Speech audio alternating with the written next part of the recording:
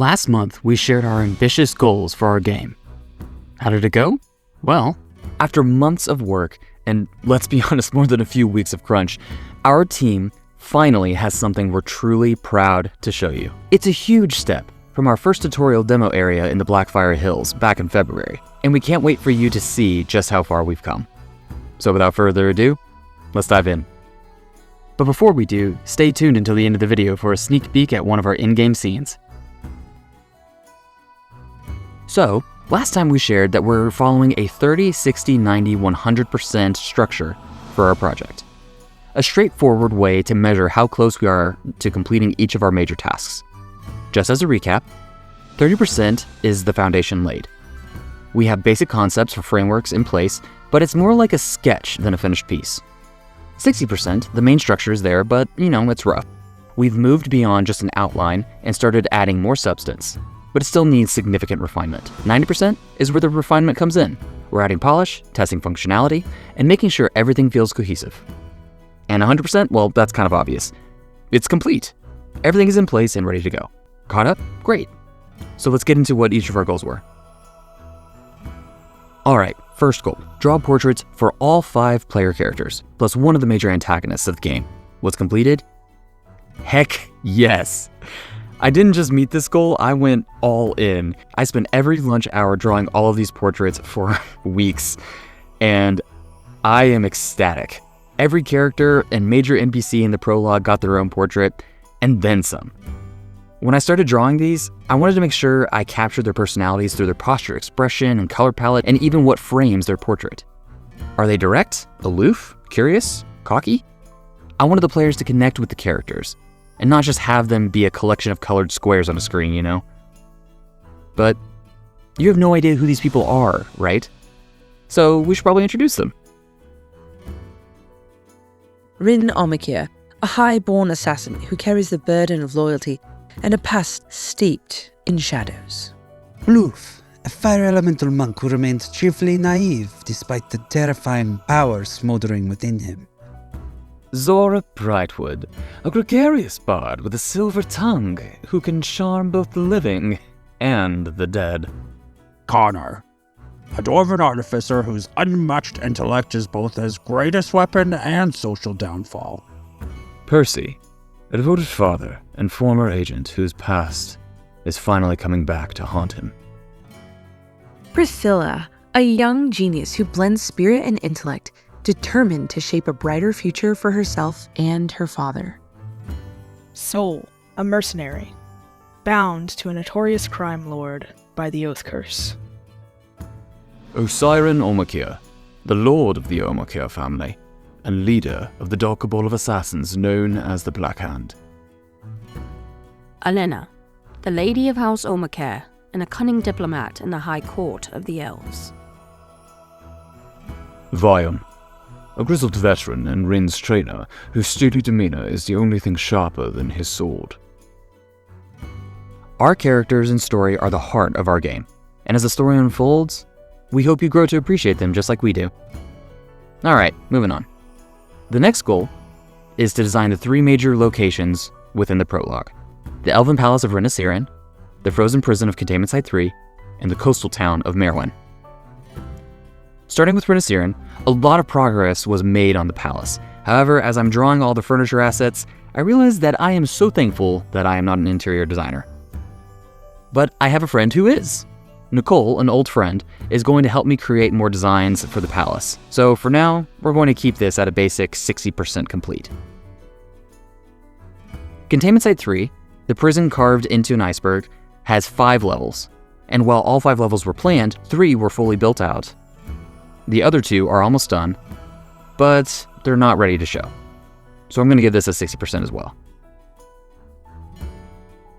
Maerwin was interesting. See, Maerwin had 3 major areas: the farms, the forest, and the town proper. So let's start with the farms. The farms, I'm happy to say, are at 90%. They're expansive and varied with interactable farm objects and tons of places to explore.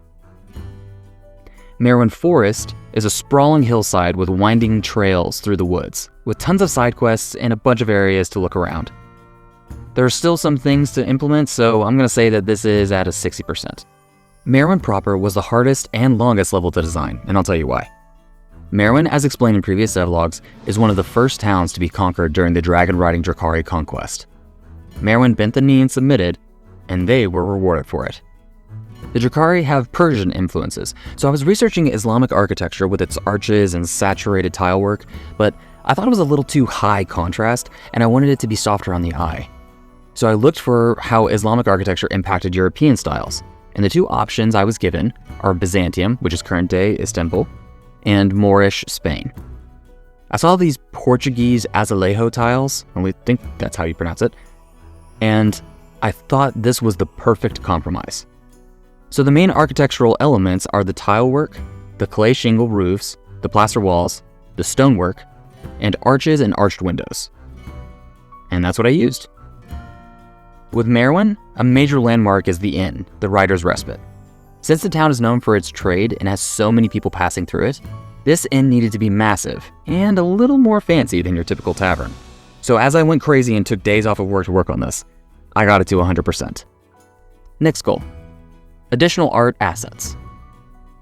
From a giant oak to custom town tile sets, pianos, lights, fences, anything the team needed, I made sure it was there. I focused on making everything modular and flexible so we could bring the world to life efficiently. Even if it was just a tiny fence, I wanted anyone to be able to pick up these tools and be able to design, not just me. So I'm going to say that this is at 100%. Now let's talk about the modular sprite system. Let's be real, we all knew this was a stretch. With everything else going on, I just couldn't get to it in time, but that's okay. Some goals can wait until the foundation is stronger. So that's going to be 0. Womp womp. Alright, moving on to programming. Let's talk about what Hunter's been working on this month. Starting with character animations, Hunter got the framework all set up, but he's still waiting on all those sprite assets from me to actually bring the characters to life. So for now, we're going to use our character creator. So this is at 30%. Okay, moving on to lighting. We have got to talk about this. Hunter kicked butt. I mean, look at this. The lighting brings the world to life, and I just love it. I couldn't ask for a better result, so way to go, bud. Now, going on to ambient sounds and music integration, I didn't realize how dead our game sounded until we added in the ambience. I mean, everything you're hearing right now is the stuff Jimmy has made and edited, and what Hunter has implemented. Our game feels alive, and that's worth a 100%. Now, with the combat system, it's functional and totally ready for playtesting. Still waiting on animations, but trust me, under the hood, there are a ton of numbers making sure everything feels tight and balanced and perfectly crunched. So I'll give this a 60%. So what has Haley been up to with our environmental design? Well, for one thing, she literally met all of her goals. She designed the prison break in conjunction with me and Hunter, and when she was finished with that, she moved on to analyzing, refining, and assigning the abilities of each character. What she did was she took a layout of a level and used graphics to show where she wanted to implement each kind of interaction. For instance, where can the players climb up a cliff? Where do they hoist up the side of a building? Where do they rocket jump, teleport, and shoot an arrow to knock something out of a tree? And the process was really cool and easy to implement. So you game devs watching, if you need a method for your environmental design, try this one out. All that said, Haley's goals are at 100% across the board. Way to go, Haley.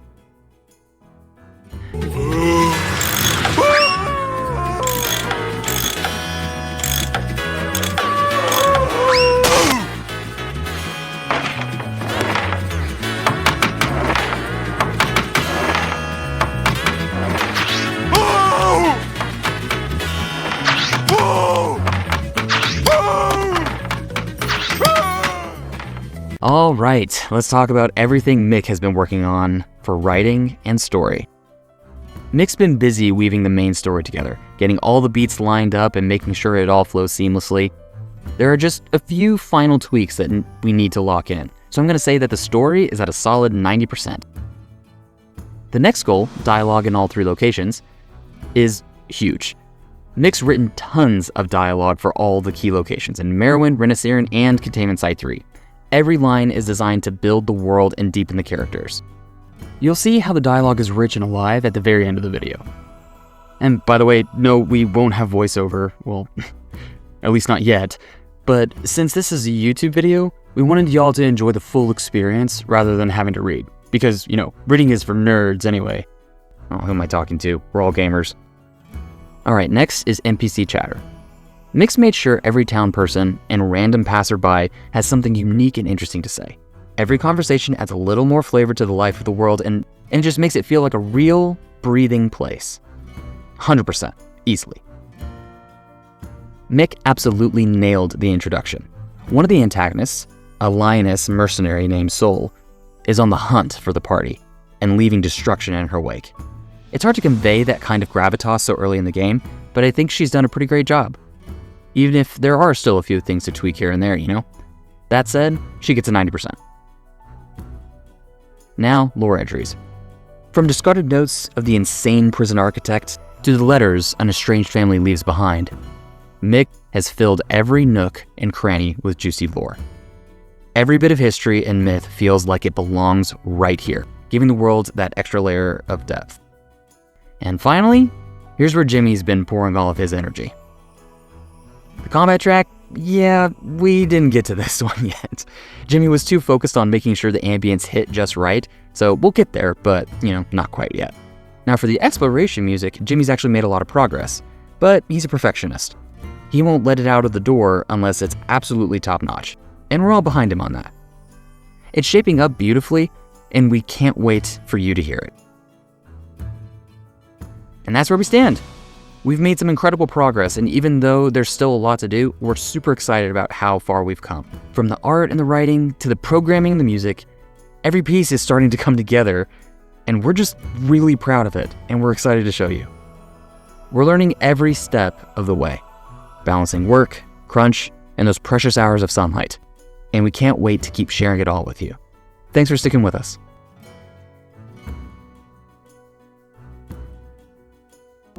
Shouldn't you be asleep? I don't sleep. Some nights I get to dream. That's only if I was hit hard enough that day. But tonight, no one could sleep after that. I understand. It was harrowing. Exhilarating. Or, harrowing. That works too. A lot of people died back there. Do their deaths not linger on your mind? Yes. And no. It's strange. I never wanted to hurt anyone. I still don't. But when that gate opened, I ran. I burned. I felt alive. It's hard to explain. Spent so long in silence, in cold. Like I was buried, but still breathing. And then, light. Warmth. A chance. I didn't want to kill anyone, but I had to feel the sun and I wasn't going to stop, no matter who was in my way. I understand. But now I'm free. I don't know why you saw me all those months ago and chose to free me, but I am here because of you. And I'll stay, no matter what. No matter what? There are lands you've never seen, songs you've never heard, love you haven't lost. Maybe I will one day, but you're my friend, I think. I've never had a friend, so I don't know for certain. But I do know that your enemies are now my enemies. Your path is my path. Whatever you need, I will be here.